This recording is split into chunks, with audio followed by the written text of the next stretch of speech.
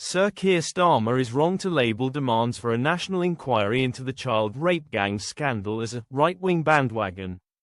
Politically correct fears the issue would be exploited by so-called right-wing groups is exactly why so little action was taken at the time to save many vulnerable girls from the most appalling abuse. Left-leaning social services, police and politicians clearly feared revelations about largely Pakistani heritage sex gangs would cause a and that is why we are in such a mess today with thousands of victims, many of whom have been written off without a fair hearing or any tangible form of justice. White, often working class and vulnerable, many from broken homes or foster care, these young women were tragically considered expendable, second-class citizens in the cause of ongoing community relations. But the fact is that it was not just centre-right politicians who have drawn attention to this scandal, although they have led the charge, but also those from the Labour Party, such as Sarah Champion, the MP for Rotherham, who bravely refused to back down.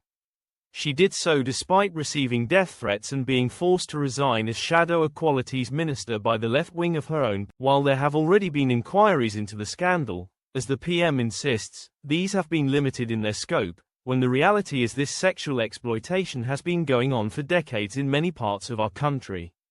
It is correct also that many recommendations from Professor Alexis Jay's 2022 report of the Independent Inquiry into Child Sexual Abuse were ignored by the Tories and must now be implemented. But there is a much wider cultural and political issue here that cannot be ignored and deserves further investigation into why justice was delayed or not delivered, nor individuals protected, despite hundreds of individual prosecutions, namely the unwillingness of the authorities to accept the profoundly uncomfortable fact a majority of abuses came from ethnic communities and were Muslim. Or that there might be a cultural issue where young white women were considered fair game.